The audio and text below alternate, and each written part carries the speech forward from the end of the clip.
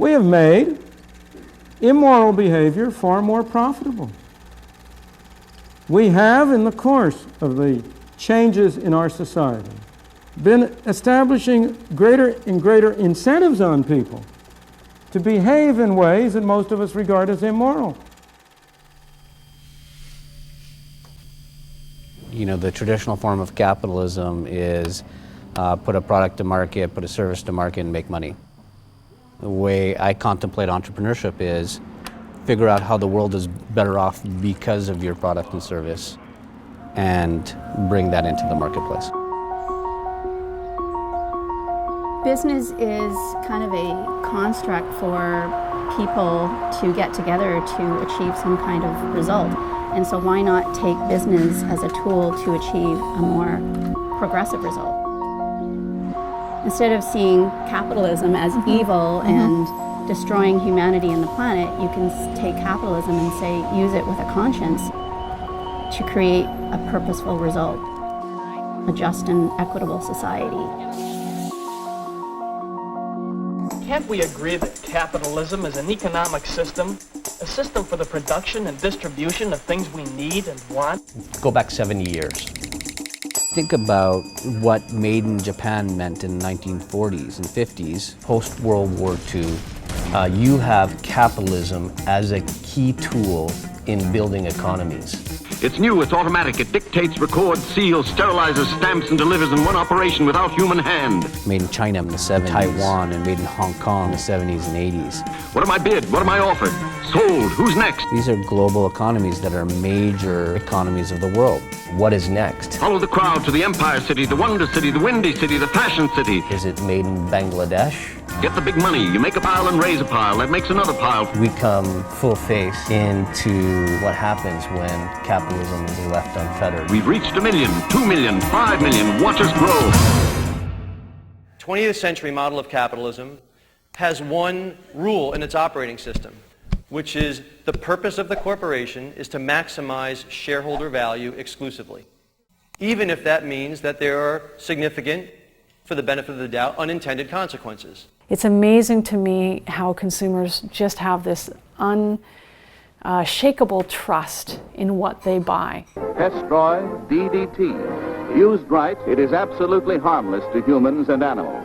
And when drinking water comes out sparkling clear, an asbestos cement pipe may have helped guard it from reservoir to home. It's laden with chemicals and it's from, questionable factories. And I think some of these scares has done us a favor on some level in raising the dialogue. New communications channels like social media primarily are driving transparency into companies. They can't get away with uncareful behavior anymore. They need to be very, very diligent about how they serve the communities that they work in. That's driving corporate social responsibility, it's driving better governance, and it's certainly driving sustainability. That's been a constant trend over the last 15 to 20 years. When you consider the world the baby boomers grew up in, it was post-World War II. Their parents who lived through the war, they grew up in a world of scarcity. People who were successful had stuff. So the baby boomer generation grew up in a world where if I had stuff, I was successful. This shaped the minds of that generation. So by the time the baby boomers get in control of the economy in the 1980s, excess was everywhere. It became about stuff. And you had the big stories of the 80s like the Tycos, the Enrons. Corporations became about adding book value for shareholders, not adding societal value for all stakeholders. In the last 50 years of business, companies are rewarded based on success of one metric, and that is profit.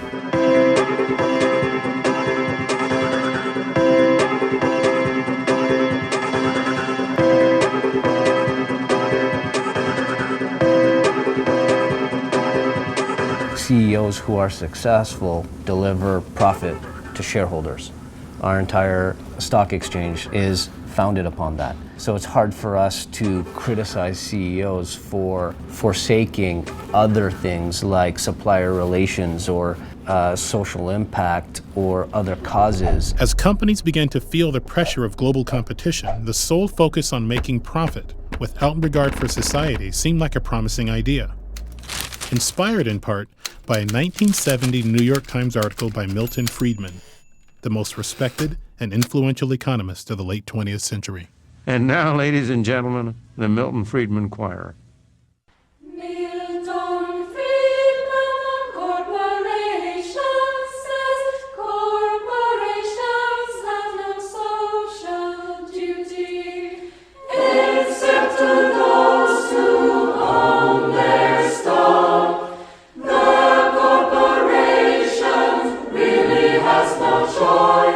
Had a very simplistic view of the world where we would just define profit as dollars in minus dollars out equals profit. What we need to do now is sort of quantify all the soft costs.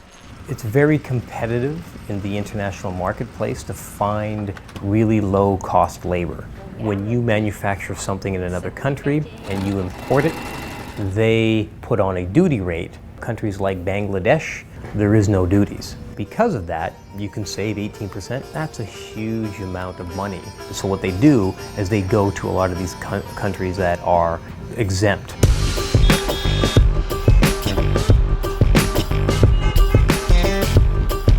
My auditor of fabric mills told me that they had gone to Bangladesh. He said to me, do you know how many factories had a wastewater treatment plant? And I said, no, how many?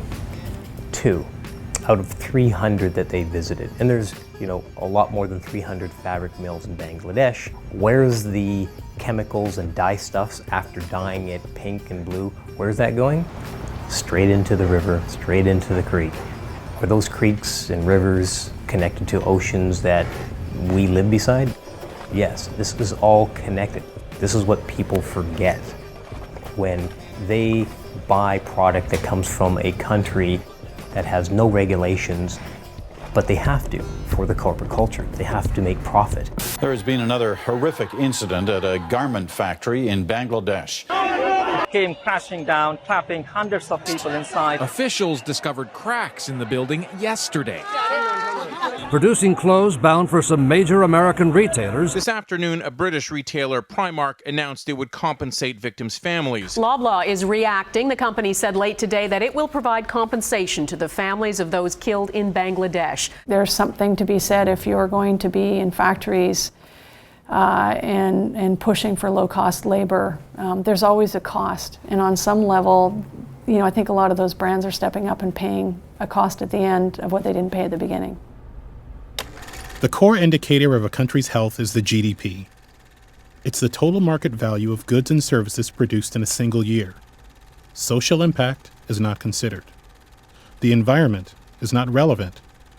The health, happiness, and fulfillment of its citizens doesn't matter. Financial metrics are all that count. We've got to a point now where quarterly returns are more important, it seems, in the news and more important to the way we cover businesses than the longer-term work that they do. So we're trapped in this short return cycle when most of these big problems and these big contributions to society actually take far longer cycles, right? They can be 3, 5, 7, 10 plus year cycles. If we're judging companies on quarterly cycles, we're never going to get the traction on these long-run goals. So there's something in the way we look at companies, there's something in the way we judge companies' performance that needs to change. It's 1987. Open this gate. Reaganomics is in full swing. The Simpsons debuts on television. Change the channel. No. And the Unabomber is on the loose. It's business as usual in America. Introducing Teddy. Then it hits. There's only one word to describe what's happening, and that is panic. Black Monday, the worst day ever on Wall Street. Market has fallen over 400 points. 508.32. $500 billion in paper values had been lost. When you see around the globe the maldistribution of wealth, the desperate plight of millions of people in underdeveloped countries, when you see so few haves and so many have-nots, when you see the greed and the concentration of power within, did you ever have a moment of doubt about capitalism? And whether greed's a good idea to run on? Well, first of all, tell me, is there some society you know that doesn't run on greed? You think Russia doesn't run on greed? You think China doesn't run on greed? What is greed? Of course, none of us are greedy. It's only the other fellow who's greedy. The world runs on individuals pursuing their separate interests. In the only cases in which the masses have escaped from the kind of grinding poverty you're talking about, the only cases in recorded history are where they have had capitalism and largely free trade. And just tell me where in the world you find these angels who are going to organize society for us. So there was a meeting in Gold Hill, Colorado of about 40 people, and it included that generation wave of entrepreneurs who made the clean, healthy ice cream, Body Shop, Patagonia, who went into business to try to make a difference and promoted themselves based on some of those values. And so that's 25, 26 years ago. They came at the invitation of investor Joshua Melman and Wayne Silby, founder of the Calvert Funds, to explore the idea of bringing social values into a more collective sphere. What they didn't know at the time was that this would be the catalyst that would ignite the social impact movement. When I got introduced to the SVN community, it was the first time I saw people with business skills who were using it for social purposes, social good. I had never heard of triple bottom line before. I mean, I'm now seen as a big global advocate for it. I heard about it for the first time at SVN. This group started a movement. At that time, they were laughed at, they were ridiculed. You're a bunch of flakes. That was one thing that had to be countered. It's kind of not honorable to believe that capitalism was about anything other than how do I get more money.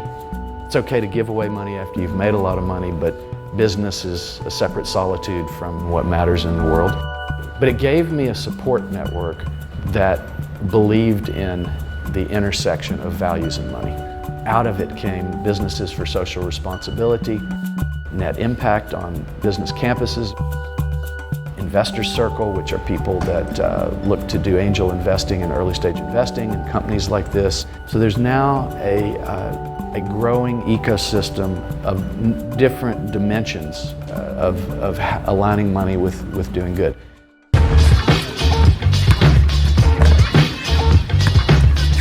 In 2005, the co-founder of And One, a $250 million streetball company, attended his first SVN meeting.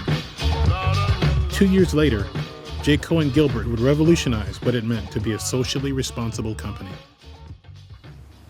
Because of the assumption that short-term shareholder value is all that matters to big investors, we now have a lot of states passing laws authorizing the creation of a different kind of corporation, a so-called B corporation. Stands for the benefit that can be created for all stakeholders, not just shareholders. How do we tell the difference between a good company and just good marketing? Today, everybody claims to be green, responsible, and sustainable. And when everybody claims to be the same thing, those words mean less and less. It was often, well, if I put all natural or if I put green in the title, then that makes me, sustainable, and I'm fulfilling part of the fad that is CSR in the world. There's a couple of answers to who's doing this well. There are a few organizations that are putting metrics against this kind of performance, and the one that's top of mind for me is B Lab and the B Corp certification, where they've got a fairly rigorous assessment process. And you're asked different questions, but they always talk about your company's employment practices, supplier practices, community engagement, and environmental practices. The survey and the auditing process is actually quite difficult to get into B Corp.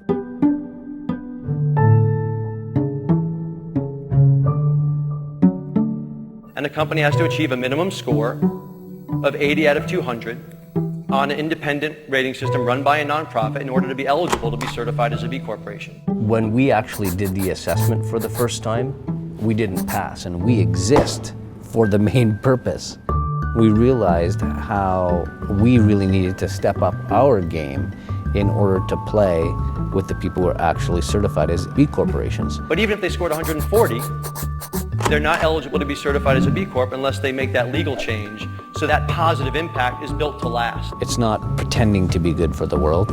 It is actually embedding in your articles of incorporation and your shareholders agreement the fact that this corporation will never forsake societal value to make money.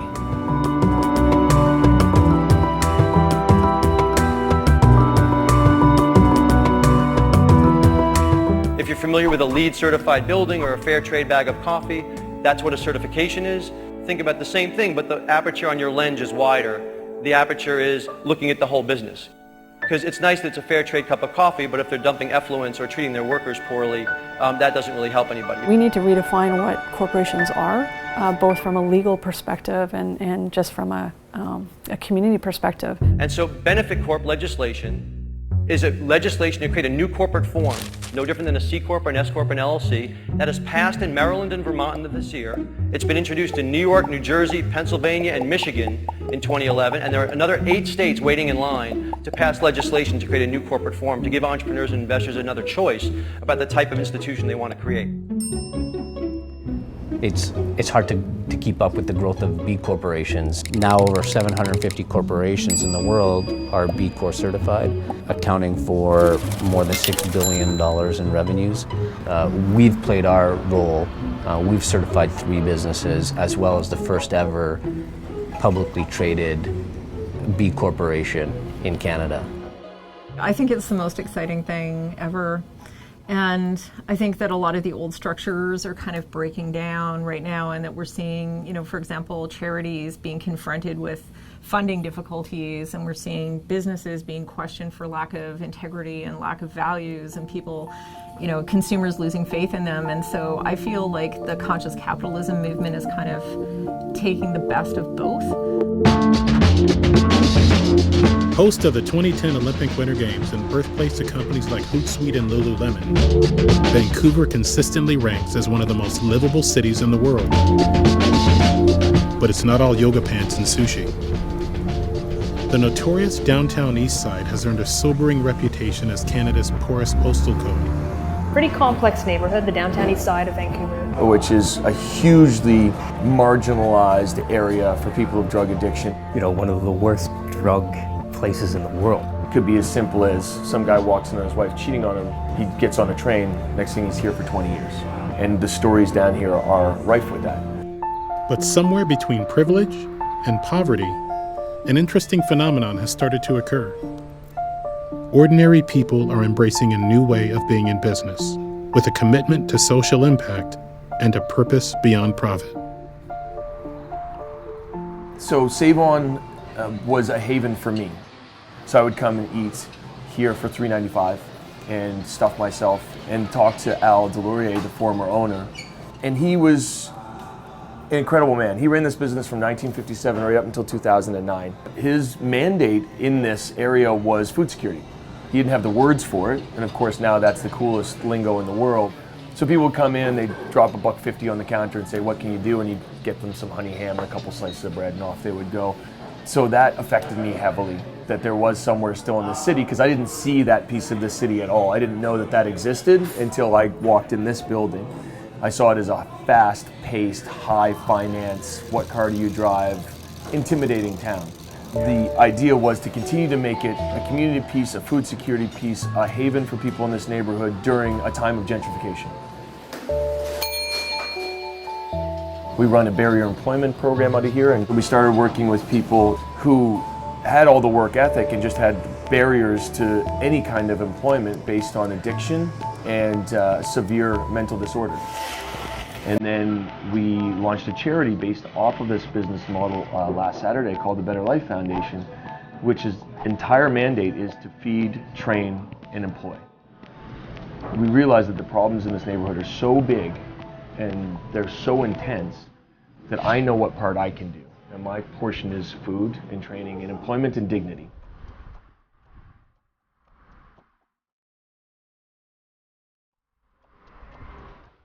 So we created this token program, which is hugely controversial, nationally controversial. And you come in here, you go to the diner counter, the butcher counter, the sandwich window, and you buy these tokens. And essentially the size of a toonie, they sit in your pocket. Somebody says, "I'm hungry." Say, "No problem. Take this and you can go get fed." So what people say is, I'm taking the decisions away from the poor. I'm using it for my own personal development. I'm using it for my own soapbox to go and do whatever else it may be and leverage it for business. I don't know that that's entirely untrue. I do have my own mandates and things that I want to do, and I do want to be loud and boisterous about it, and I do want to affect change, and I may not be going about it in the most Canadian and conservative of ways. I don't care. I initially thought we might redeem 5 to 8 of these things a day. Right now we're redeeming anywhere this week between 65 and 120 a day, every day. And now the VPD outreach, the Vancouver Police Department, their outreach department carries them every night. The coastal health nurses that help people who are very close to death or are overdosing, they carry them in their pocket. It's become a part of this neighborhood's fabric. Very unpopular decision, very unpopular press piece. I don't give a shit at all. I know what the end result is going to be in my mind, and I'm okay to take some losses with the wins. I think it's great to have this huge blowback into what I do, because then I get to see it from other people's eyes who've been down here working for 20, 30 years. So I come, flash in, kid with tattoos, slick back hair, I'm going to do all of this social change and good. I'd be pissed off with me too. The detractors also show me things about myself. They show me flaws in my business. It may be 250 words of vitriol, but 30 of those might be dead on. And they are most of the time like, oh, I didn't really think about that. So I'm reverse engineering a business. I'm allowing people to light me up and burn me in the press or on blogs or whatever that may be to get better at what we do. And I don't take any of it personally, because you can't.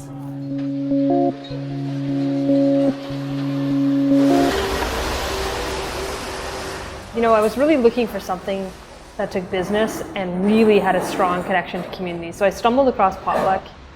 All of a sudden I was in a place that was running a business. It was all about social mission. It was all about community impact. And I thought, this is the place that I belong. We're an organization that at the core of our existence, the reason we started, the core of our being, the fact that we are a charity that owns and operates a business, in our case, fundamentally, it's embedded in our DNA. Because it's not business for business sake. The purpose of running this great business is actually to have that impact in the neighborhood. We're seeing nonprofits pursue more business-like activities. So we're seeing this huge trend towards social enterprise, which is still a very nascent sector in North America, but it's growing at an astounding rate. So those two things seem to collide with this new look at what 21st century enterprise looks like that seems to connect nonprofit ethos and for-profit profit motives, and landing somewhere in the middle is either the responsible corporation or the social enterprise.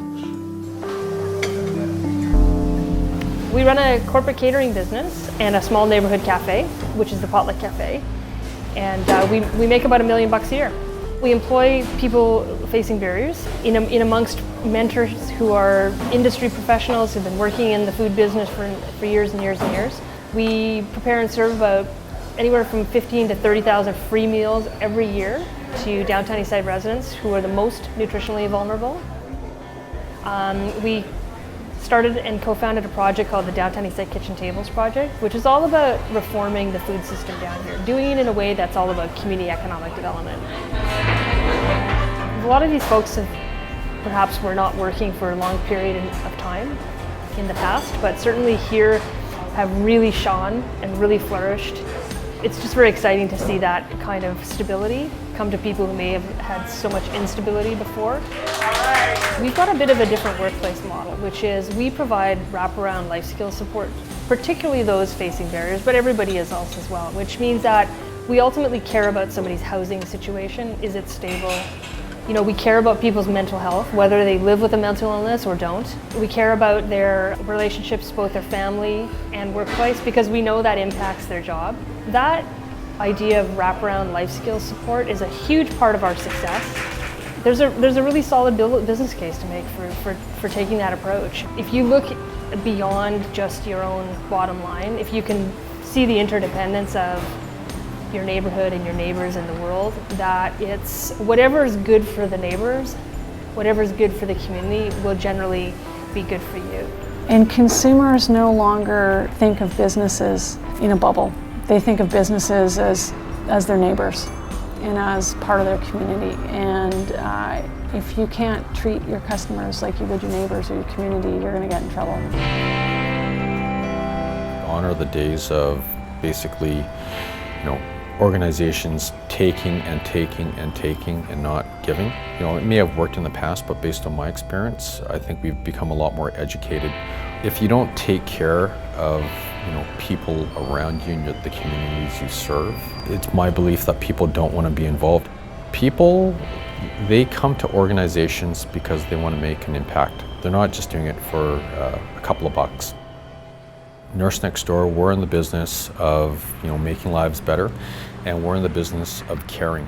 So people look at Nurse Next Door and they think we're a healthcare company. And sure, we do a lot of healthcare things, but we're really in the business of caring for all of the people that we serve and all of the people that work with us.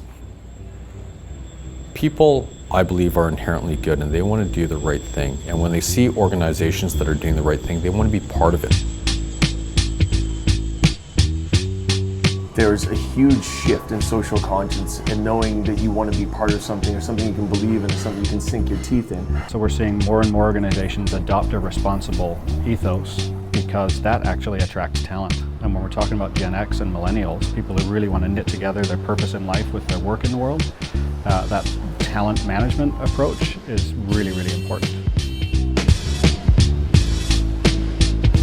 Thank you for calling Nurse Next Door. You've reached Sarah. How can I make your life better today?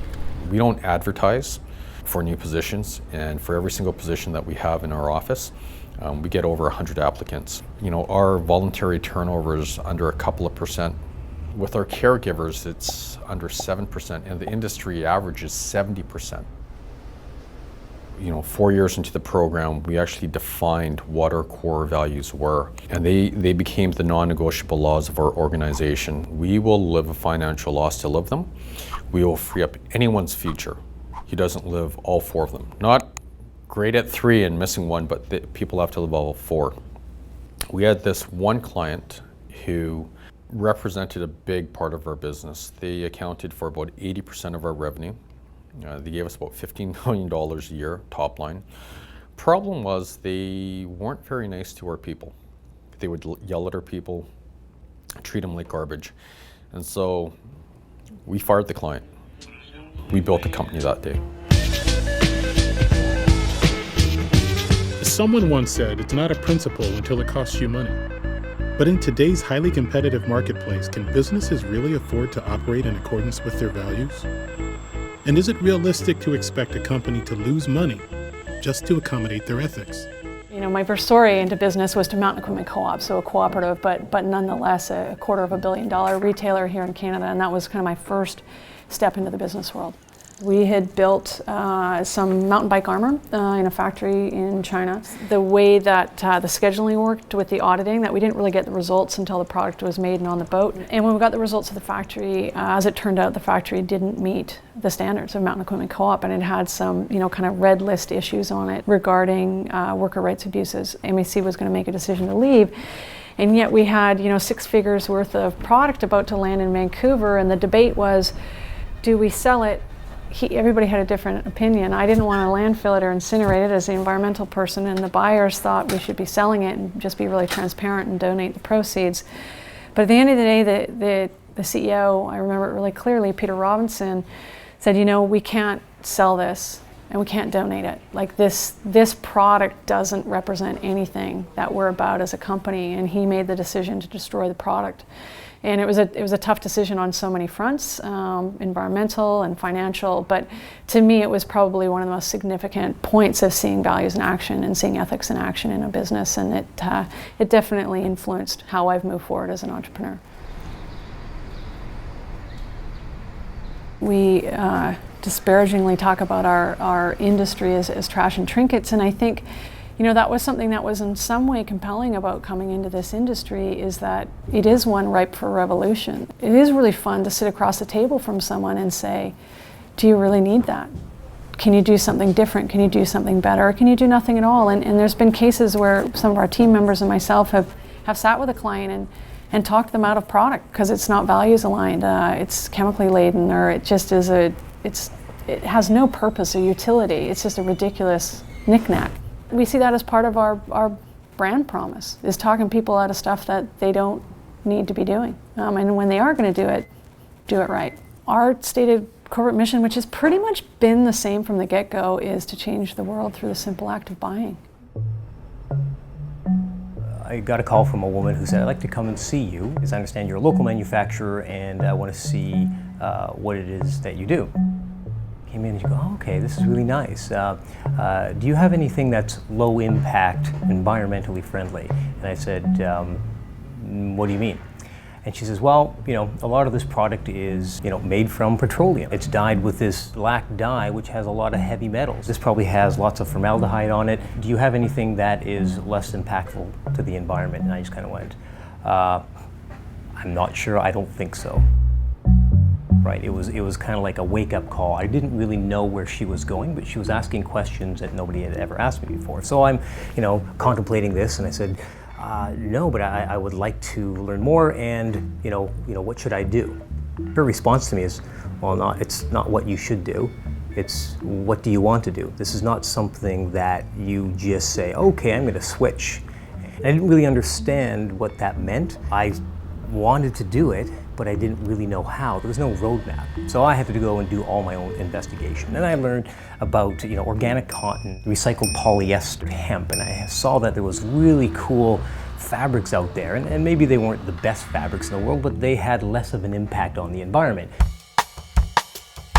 So, I went down that path and I changed, kind of the way I did things. And I thought, wow, okay, yeah, I'm eco now. And, went and trademarked eco apparel, and I had all these great things. And a lot of it I didn't understand was marketing. It was, okay, yes, let's project to the public that I'm making stuff that's environmentally friendly, when it wasn't, right? And this is really what I didn't understand. And there was one case where they were this large beverage company, probably like the biggest brand on the planet. They have a social conscience as well. And they thought, hey, let's buy some apparel from somebody who's, doing it right. I'm sitting there in a room and there's all these suits at this big boardroom table, and I'm doing my little song and dance, and hey, I've got organic cotton, hey, I've got recycled polyester, and oh wow, that's great, Mark, that's awesome, Okay, great, thanks very much, and we'll be calling you. I'm walking out and I get tapped on the shoulder and come with me. So I go into this guy's office and he sits me down and says, what are you doing? I said, what do you mean, what am I doing? I think you're claiming a lot of things that you really can't support. And I'm going, what do you mean? Do you know where the fabric has been milled? I go, I think so. Well, do you know if they have a wastewater treatment plant? I go, nope. Do you know if there's any sort of harmful chemicals and or dye stuffs in this fabric that if we tested it, it would inform us that it shouldn't be in there? Nope. Well, maybe when you are able to tell us through a third party, once you can have somebody else sign off and let us know that this is clean and we should be putting our logo on it, we really can't purchase anything that you have for us, and we won't put our logo on it. Right, okay, good. This is lesson number one. Now I know what Denise is talking about. There's all of this supply chain behind me, and I don't know what's going on back there. I think most companies don't know very much about their suppliers. I'm amazed when I talk to some of my peers in my industry how many of them don't even know what countries the products are coming from. I took the role of, okay, I'm going to have to figure all this out for myself and do audits where I don't really know what I'm doing. And it's, usually me hiring them, and they don't know that, it's me doing the audit, which is great. Even though I'm using that factory and I have an audit, I still go there with my iPhone and just say, hi, Mark Trotsik from Border Eco Apparel. This is what it looks like. It's not pretty. This is the factory that we use. It's not shiny and clean. And there's Rex still doing business. Certifications. This is part of our production. It's really hot by this pot. We do quality control checks. Texturizing the yarn. Recycled soda bottle turned into yarn. And we're just making sure everything's, okay. So, we're over there all the time checking, and I'm, a fairly small company, so I only have maybe 4 offshore factories, so it's easy for me. Some of these companies have these huge supply chains, and they're using hundreds of different factories, and it's a different story. Our starting point is always simply just ask. We're always amazed when we call a new supplier and start asking them questions. And you can learn a lot from that process. Even if you get very little back, it tells you a lot. There might be issues in the factory that are kind of red flag issues.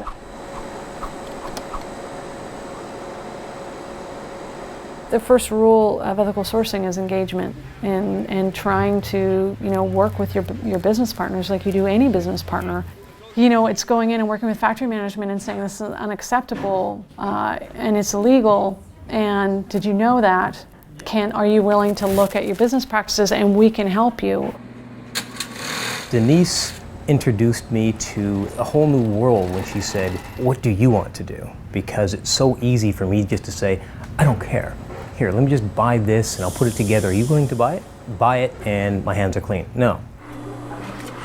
Right now, we've set up a system where I know where my raw material comes from, only the proper chemicals are used, the right processes with those chemicals are being used, and that people working around them are safe, and that there's policies, and I know that a due diligence has been done.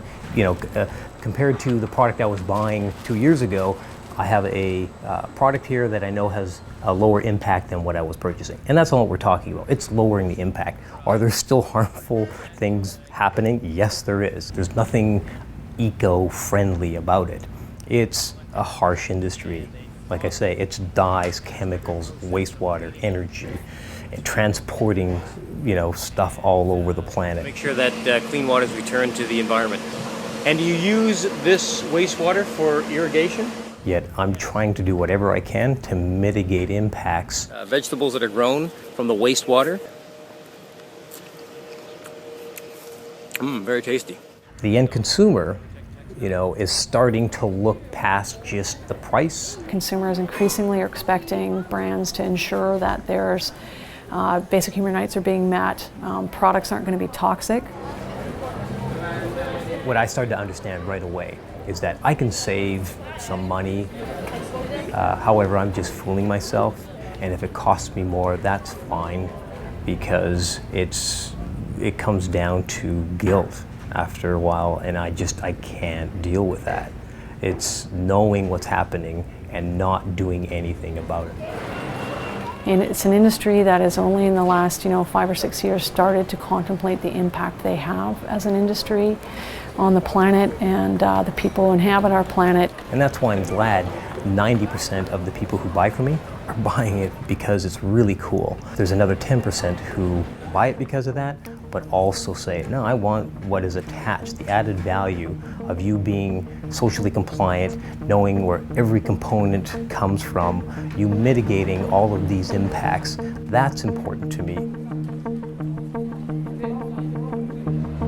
Yes, that shift is happening, and you're going to have to figure out how to benefit from this change, and it's not about just selling the cheapest product and selling more.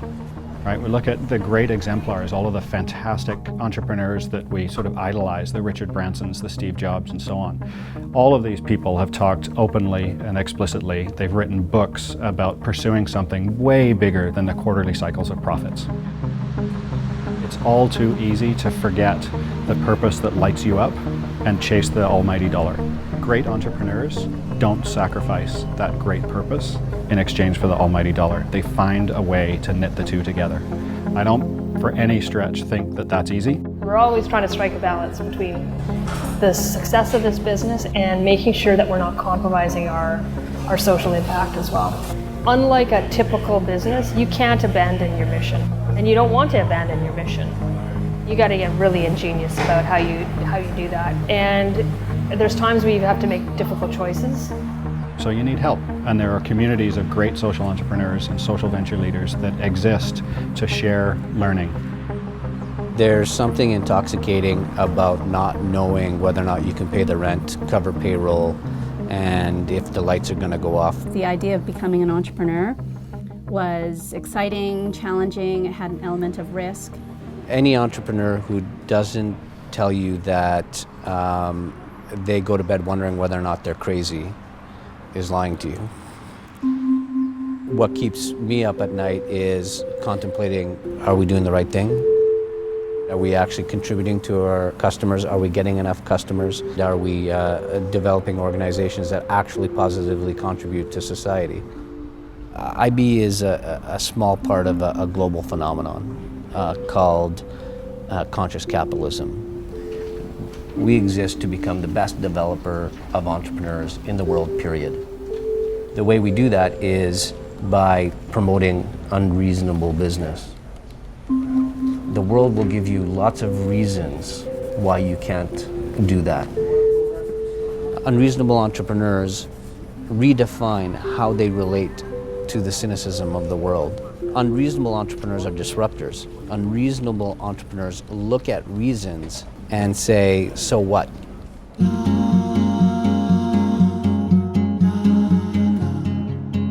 It doesn't matter if I'm an old entrepreneur, a young entrepreneur, or an Asian entrepreneur, or a Canadian entrepreneur, or a European entrepreneur, or a woman or a man. The fact of the matter is that we as entrepreneurs have a responsibility to leave the world a better place than we began our companies. So get paid, do good, and this is your legacy. Seems really cut and dry, right? I want a legacy of giving to the future. Billionaire of good deeds, billionaire of impact. I'll get supercharged up, and it's not going to be the amount of money that I made or the companies that I created, but it'll be the leaders that I had a part in sort of helping out. And I would love it if Fairware would be a part of moving this industry to greener pastures on a sustainability front. When all is said and done, IB's legacy will be the successful development of several multi-billion-dollar top-line companies that have embedded social impact into the DNA of their corporation from inception. When that happens, that will convince any old school for-profit only capitalist that embedding generosity into business is the right thing to do.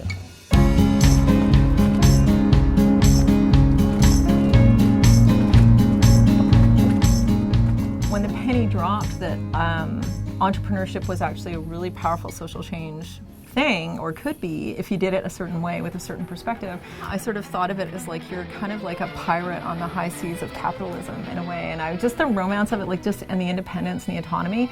I thought, yeah, this actually makes a lot more sense than trying to do grassroots organizing and then having to go somewhere else to get your money to take care of yourself financially. And I created this product, and I thought, well, I'm going to sell this product, and that will kind of finance the revolution that I want to see through making these things and selling them. LunaPads or products are washable menstrual pads, and they encourage customers to take more responsibility for themselves from an environmental perspective, and it breaks down shame, and that is one of the single most powerful things you can possibly, like, of any change you can create in someone's life, that alone, seismic. And we take it a step further because the products have that impact, but also what's behind it is a social change agenda around the kind of philanthropic side of our business. So back in 2008, we came to Uganda to do some voluntary work, but one of the biggest things that we realized when we were there is that girls skip school during the week of their period because they have no access to affordable sanitary towels. Here's a problem. Here's LunaPads, which is an ingenious, product that can also be manufactured locally because it's just cloth and sewing, and a light bulb went off. For every pad that we sell, we make a donation to our sister company in Uganda, who are in turn making their version of LunaPads called AfriPads,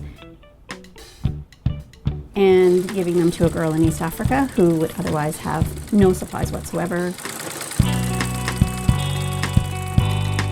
I'll tell you a story about one particular girl. Her name is Saba, and she's Ethiopian, and she's probably 16 or 17 now. She told us that her parents had tried to force her to get married when she was 9 years old, and that receiving the pads had helped her to convince them to let her stay in school. If they don't go to school, if they don't stay in school, then they drop out. When they drop out, they have to get married. When they get married, they're pregnant. The leading cause of death in girls 15 to 18 globally is complications arising from pregnancy and childbirth.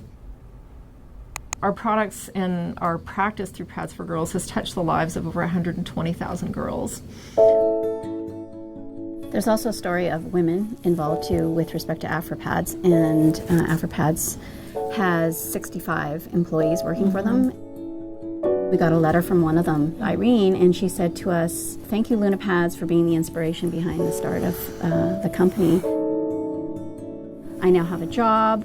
I now am able to pay for school fees for my children. I'm able to support my sister and brothers and my parents. And so she has really turned her life around. And so to read this letter and meet her in person, that's immeasurable as well.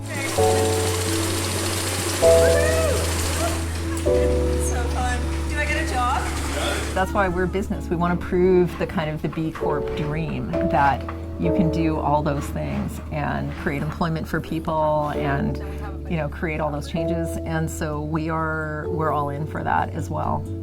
So it's not just this traditional, you make a ton of money and then you give back later. It's like, start giving now and don't do it the normal way. Just be totally out there, be totally disruptive around your generosity. We're doing everything we can to have a greater impact, and we're having fun while we're at it because it's kind of fun to be disruptive. It's so fun. You know, let's face it, the world is falling apart in so many ways, and we need creative solutions that are economically sustainable as well as, you know, environmentally sustainable and socially sustainable. People respond to it emotionally. Like, I think everybody wants social change. They want a better world for their kids, right?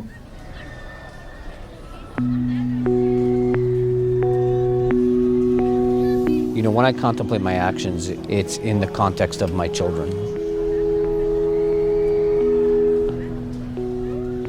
You know, what drives me, what gets me out of bed every morning is leaving the world a better place, that they can look up and say, hey, you know, my dad was part of that.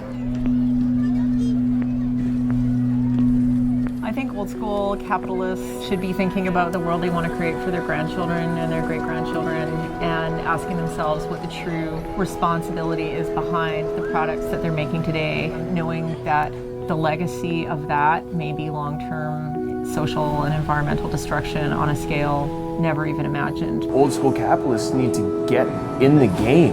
They need to move some of this money around and allow young, intelligent social entrepreneurs a platform to go and do vertical farming and employment and figure out unconventional ways to fix our water, to fix garbage, to fix all of these things, because they can do it. There's something noble in everyone. These old school capitalists, at the end of the day, they're just people. They were raised in a system that said, this is success. This is how you're supposed to do it. I think those people, if they're smart enough to build these multi-billion-dollar companies, they're probably smart enough to take on some of the most pressing social and environmental issues of our time and create something extraordinary. Our vision is that responsible business becomes the norm. We're a long, long way from that. Right? Social enterprise is growing at a rapid rate, but there's still less than 1,000 true social enterprises in Western Canada, the region we happen to be sitting in today. So we have a long way to go between today and responsible being mainstream. Our work in the world, our social purpose, is to help visionary leaders to change the world. And it's our job to support them in business consulting, in marketing and outreach, and in convening communities of like-minded people. That's the contribution that we're trying to make at Junction Strategy. So one of the best ways to develop a strategy that is socially responsible is to actually engage the executive team, make it part of strategic planning, make it explicit and open that they can talk about a vision for the organization that is world-changing. Companies that can engage an executive team and then engage the managerial team and then ultimately engage all the constituents in their organization about a purpose that's way bigger than just dollars and cents are the companies that actually drive really, really interesting returns in the longer haul. So we attract a kind of investor that is very intentional around impact, and we call them impact investors. And they're kind of like philanthropists who want to go further than just making a donation. They want to see a return on their capital, but it's not just a financial return, it's like paying a dividend to human capital. So there's now a growing ecosystem of different dimensions of aligning money with doing good. Renewal has gone on to build investment funds. We call it social venture capital. We're in organic and natural foods, green consumer products, and environmental innovations. and of course it's still early, we are proving that you can make a good return and invest with values and purpose. My first $50,000, which came from inheritance, I wanted to put it into some things that I thought mattered. So I had a friend, I went to him and I said, I don't want to do philanthropy with this. I want some money to go into a business that is going to mean something and matter and have an effect. So he introduced me to two guys in New Hampshire who thought that small family farms had a role still. They had a few cows and they were making yogurt. In the luckiest investment I ever made, I ended up as one of the first round of investors in Stonyfield Farm Yogurt. Stonyfield went on to lose money for 10 years and refine its product, fight its way into the yogurt market, which had nothing organic, and the entire yogurt market, which is sold as a health food inherently, was full of all kinds of stuff. We have this crazy idea that if it's going to be edible, it ought to be all food. So it shouldn't have modified food starch, it shouldn't have gelatin, it shouldn't have chemicals, it shouldn't have red dyes. He eventually built the company up to several hundred million in sales and shopped the major food companies of the world and ended up with a French one called Danone and sold Stonyfield to Danone with a lot of conditions. The company, I don't know, the company's probably pushing $500 million now in sales. That's one of the pioneer stories of someone who just believed in the health and environmental issues around yogurt that is now, he's influencing the global food system at some level. Organic food itself, which was an obscure, ridiculed industry 50 years ago, now makes fortunes for people. The major international food companies, beverage companies, Coca-Cola, Pepsi, Nestle, are doing everything they can to both invent products that meet this consumer demand, purchase companies that are doing those products, and it's still less than 10% of the North American food dollar. The top food companies in the world really resisted for a long time the idea of organic food because it inherently started to suggest, well, what's wrong with the other food? So if we're saying conscious capitalism, they're not going to say they're unconscious, and I don't even like to. Everybody's done the best they can, or many have done the best they can, but there are both human and biosphere externalities that we're now understanding better. Tourists aren't going to Hong Kong anymore because in China, because you have this air pollution problem where it's not safe for humans to go and visit. And we're watching it, we're watching climate change and we're watching everything going on, and we're just sitting there going, okay, wow, this is great, this is a good ride, isn't it? Are you gonna do something about it? Are you gonna do something about it? Oh, okay, well then let's just keep going. But no, there's some people who will stop and go, no guys, let's check this out and see what's going on and make sure that we understand what's happening and maybe we can change this, and let's do it together. And part of this really, I think, is going to come down to the shift where these consumers figure out who's doing it correctly, those dollars get shifted there. So the companies who are doing it correctly and the companies whose brands stand for certain values and stand for sustainability, stand for social compliance, those are the companies in the future I think are going to be the most successful. Places where we'd had the most success were the companies that already had an inkling of social responsibility. That was a huge aha moment, just recognizing that we were actually having our most successful case studies come out of organizations that had already expressed some commitment to responsibility. We're one of the few companies in this industry that has an exclusive focus on social and environmental responsibility. You know, it's an industry ripe for revolution, and in some ways it is literally full of folks that predominantly have that kind of old school mentality of doesn't matter where the product comes from, doesn't matter where it's going to go, I just want to make my margin when it goes through my doors. And you know, that mentality has really made it easy for us to succeed. You can't do business in this day and age and be successful unless there's a give back. And it's also cool to be doing it. And people don't talk about that, but it's like, you know, if you want to be in the wallpapers or the monocles or any of this cool press or any of this stuff, It's kind of like an elephant in the room. You have to have societal impact. I've been using a term, I've been talking about organic money recently. How does it get grown? What's it like when you consume it or own it? What happens next? Where do you place it? Whether you call it conscious capitalism, organic money, whatever term you like, it has now seeded in the culture. There is a rapidly growing ecosystem around it. We are business leaders who want to create a new approach to business that puts people and planet alongside profit. Now, the term you use is creating shared value. So talk a little bit about how that would work if it worked. We once thought if business just increases its profit, what's good for business is then good for society. I actually think if Milton Friedman were alive today, I think he'd be a stakeholder theorist.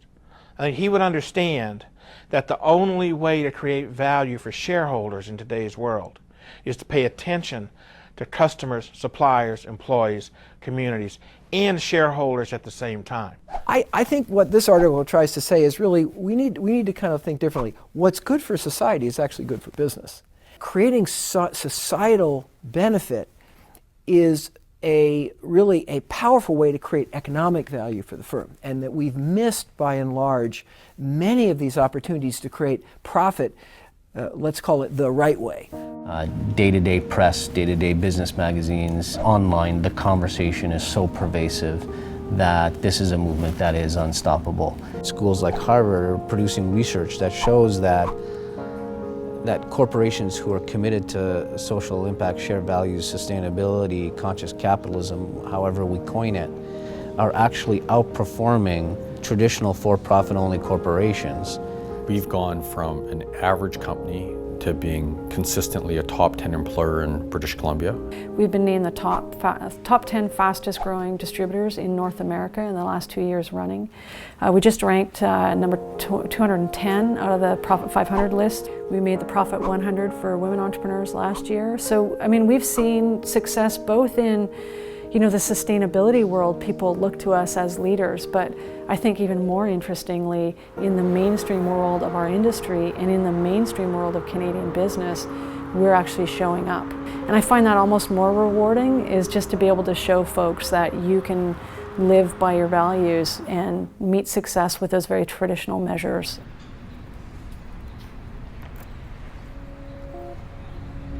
If you are hanging on to for-profit only and that do-good stuff is for other people, you are at a risk of really being obsolete and out of touch with what consumers want. Wakey, wakey, times have changed. The almighty dollar has driven what organizations look like for only the last 100 years or so, right? The industrial mindset that we're moving past quite quickly now is changing the way we need to think about the world. And the companies that are going to be really, really successful in the next 10 years aren't thinking in an institutional mindset. They're thinking in a community mindset, they're thinking in a planetary mindset, and they're reaping the results. I like to say, probably took 500 years for North American capitalism to evolve. It'll probably take us another 50 years, but there are next generations now for whom this is becoming more of a given rather than a struggle and an experiment, and they will reinvent the way the economy is done. So my favorite quote is from Voltaire: "No snowflake in an avalanche ever feels responsible." So here we are as business people, part of capitalism that left unfettered leads to mass destruction, leads to mass waste. And what kind of snowflake are we going to be? It's not my fault. Who am I?